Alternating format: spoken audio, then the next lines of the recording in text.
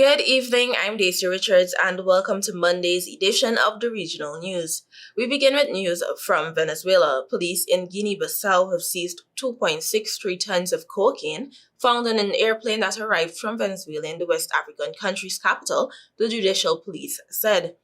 Agents confiscated 78 bales of drugs that were smuggled in on a Gulfstream IV aircraft during a raid on Saturday afternoon at Bissau's Osvaldo Vieira International Airport, the police said in a statement. The aircraft's entire crew of 5, including the pilot, was arrested. They included 2 Mexican nationals as well as citizens of Colombia, Ecuador, and Brazil. The detainees will appear before a regional court on Monday for interrogation, the statement said. Police said the raid, codenamed Operation Landing, was carried out in cooperation with the U.S. Drug Enforcement Administration and the Maritime Analysis and Operations Center, Narcotics. Drug smugglers often use West African countries as a transit point to ship cocaine from South America to Europe. The seizure at the weekend is one of the biggest recorded in recent years. Cocaine remains among the most widely used drugs worldwide, with 23 million users, according to the 2024 UN World Drug Report.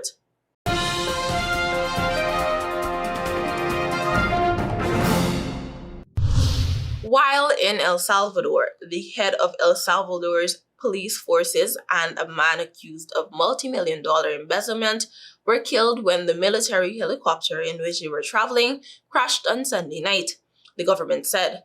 Police Director Mauricio Arriaza was escorting former cooperative manager Manuel Cotto back to El Salvador. Cotto, who was accused of embezzling $35 million, had been arrested earlier on Sunday in Honduras after attempting to flee to the United States. He was subsequently handed over to Salvadoran police. According to the Salvadoran Armed Forces, the helicopter crashed in the Pasaquina district in the southeast of the country near the border with Honduras.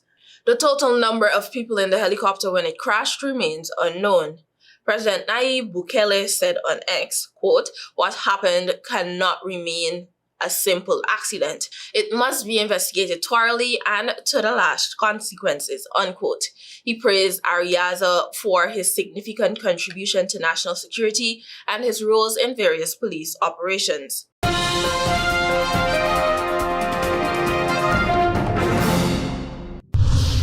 Finally, news from Bolivia. Bolivia declared a national emergency due to raging forest fires, the country's defense ministry announced on Saturday.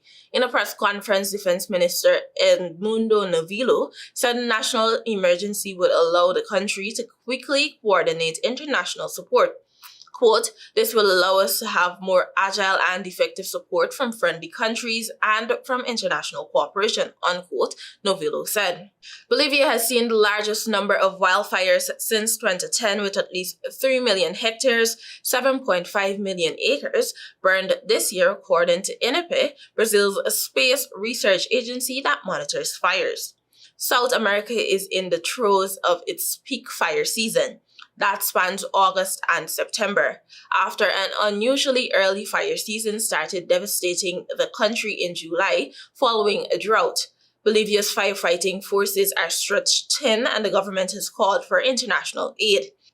Indigenous volunteers try to protect land they use to grow crops and feed livestock near Chiquitano Forest, north of Concepcion, that extends towards Brazil and Paraguay, but some were forced to evacuate. Brazil has also seen major blazes in cities, and the Amazon rainforest is off to the worst start in 2 decades after a record drought. Thank you for watching and do have a productive week. Until next time.